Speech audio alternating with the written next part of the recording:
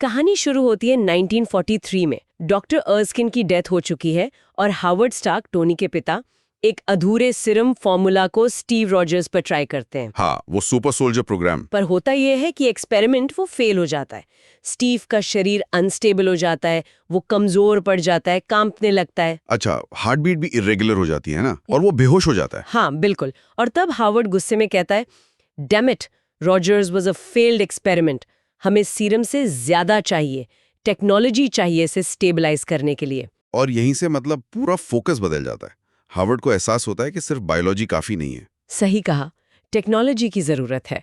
यही से वो बीज पड़ता है जो आगे चलकर टोनी के काम आएगा, एक तरह से। हाँ, एक टेक्नोलॉजी ड्रिवन फ्यूचर की नींव। फिर कई साल बीत जाते हैं और हम 1970 में पहुंचते हैं।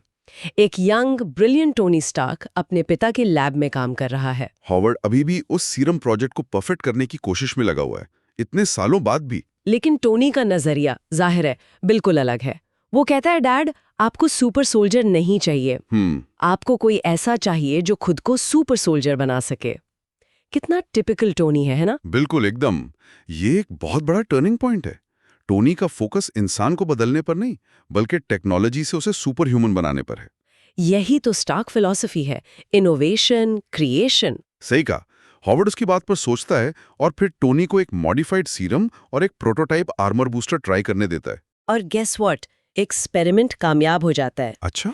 टोनी को एनहांस्ड स्ट्रेंथ मिलती है, लेकिन वो अपनी असली ताकत अपने दिमाग का इस्तेमाल करता है। वो एक हाइब्रिड आर्मर बनाता है जिसमें वाइब्रेनियम शील्ड भी जुड़ी होती है। एग्जैक्टली और इस तरह जन्म होता है आयरन कैप का। कमाल है। और हॉवर्ड भी अपने पुराने शब्द याद करके कहता है, रॉजर्स फेल हुआ, लेकिन तुम बेटे, तुम हो असली कैप्टन जिसकी इस देश को जरूरत थी। वाह, ये सिर्फ फिजिकल पावर की बात नहीं रह गई अब।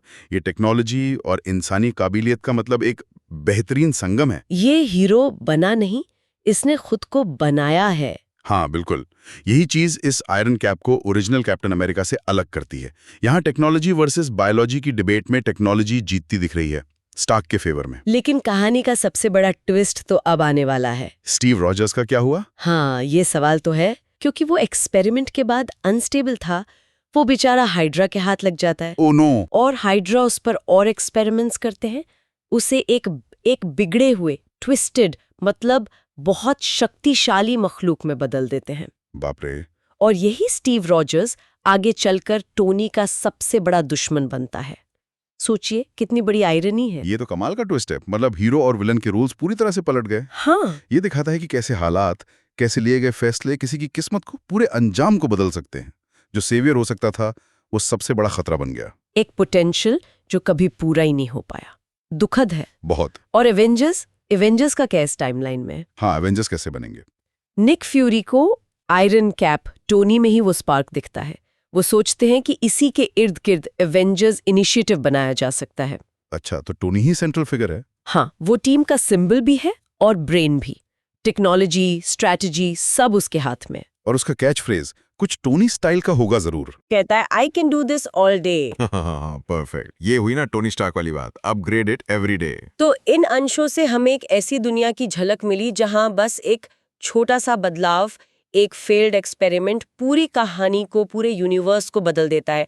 टोनी स्टार्क आयरन कैप बना और स्टीव रॉजर्स विलन। इसका एक अहम टेक अवे मेरे ख्याल से ये है कि कैसे किसी की पर्सनल खासियतें, जैसे टोनी की इंजीन्यूटी और हालात, ये दोनों मिलकर डेस्टिनी को शेप देते हैं। हाँ, और वो टेक्नोलॉजी वर्सेस बायोलॉजी वाली बात, वो इस कहानी के सेंटर में है। हाँ, टोनी ने टेक्नोलॉजी चुनी, हाँ। वही इस टाइमलाइन की सच्चाई बन गई। अब ये सोचना वाकई दिलचस्प है कि अगर टोनी स्टार्क आयरन कैप होता तो मार्वल यूनिवर्स की बाकी बड़ी घटनाएं जैसे सिविल वॉर या इन्फिनिटी वॉर, वो सब कैसे होती?